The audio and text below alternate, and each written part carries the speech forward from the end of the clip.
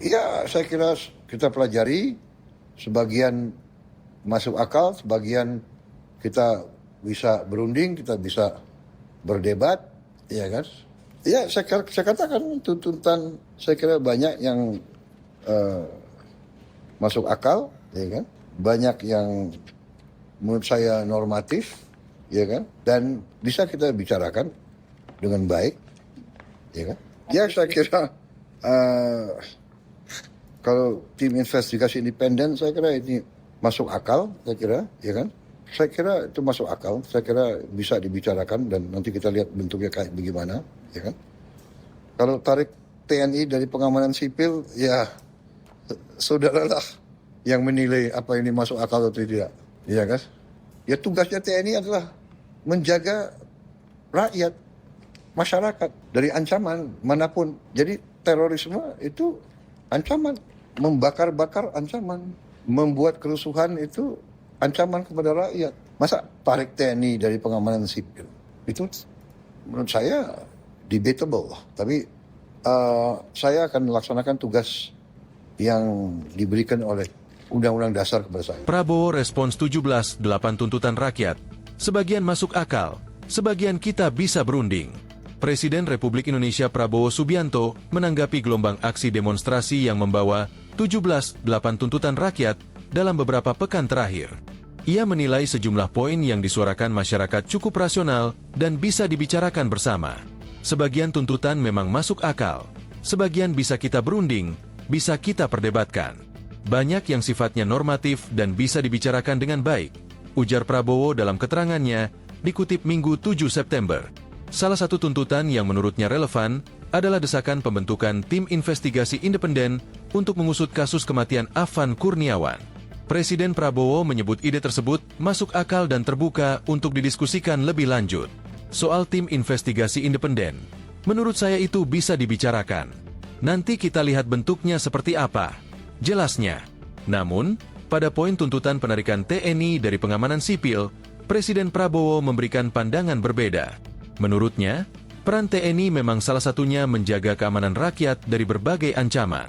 Terorisme itu ancaman, membakar atau membuat kerusuhan juga ancaman.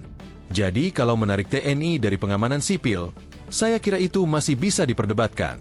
Tapi tentu saya akan melaksanakan tugas sesuai amanat UUD, tegasnya. Presiden juga menyoroti kericuhan yang terjadi di sejumlah wilayah beberapa waktu lalu. Prabowo menyebut aparat penegak hukum harus bertindak secara proporsional. Saya kira itu yang keharusan, bahwa semua petugas harus bertindak proporsional, kata Prabowo. Prabowo menyebut aparat sudah bertanggung jawab dan bertindak proporsional. Hal itu, kata dia, sudah dibuktikan dengan pemberian sanksi terhadap mereka yang melanggar aturan saat bertugas. Batas waktu penyelesaian daftar 17+8 tuntutan rakyat telah berakhir pada Jumat 5 Agustus 2025.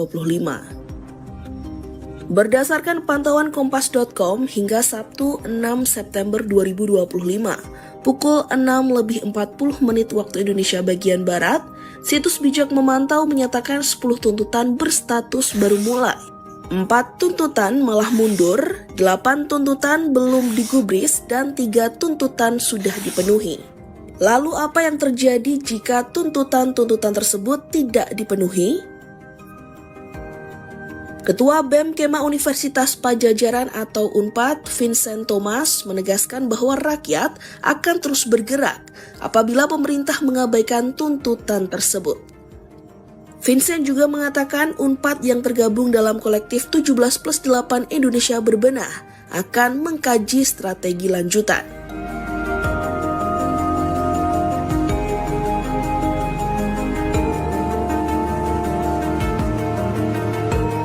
Ia menekankan bahwa eskalasi yang dimaksud bukan sebatas aksi demonstrasi, melainkan peningkatan intensitas dan konsolidasi desakan terhadap pemerintah.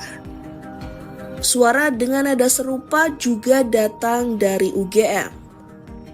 Tio Ardianto, Ketua BEM KM UGM, memastikan bahwa masyarakat dan mahasiswa di daerah luar Jakarta siap untuk menggelar aksi berskala nasional.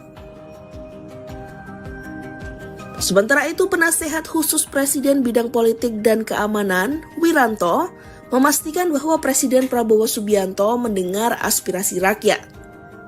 Namun ia menekankan tidak semua dari 17+8 tuntutan bisa dipenuhi dalam waktu singkat.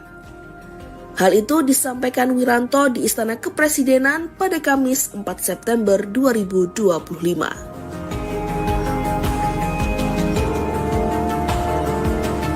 Sementara itu, DPR RI menjawab 17+8 tuntutan rakyat dengan membuat 6 poin keputusan. 6 poin keputusan DPR tersebut terdiri dari moratorium kunjungan kerja ke luar negeri hingga memangkas tunjangan dan memberhentikan tunjangan perumahan. Dan berikut rincian 6 keputusan dari DPR. Kata Wamensesnek soal tuntutan 17+8.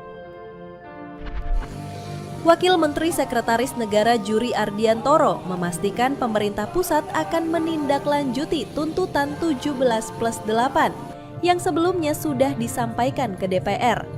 Namun, Juri enggan merinci kapan tindak lanjut tersebut dilakukan. Ia menyebut penjelasan sudah disampaikan sebelumnya oleh menteri terkait. Pemerintah gimana? Sudah diterima, saya yang terima sama menteri. Ya nanti tindak lanjutnya seperti apa Pak? Semua ditindak lanjut. Kapan itu Pak? Kan ada dari DPR juga berarti saya dari pemerintah. Udah cukup. Kemarin kan sudah jelasin sama menteri.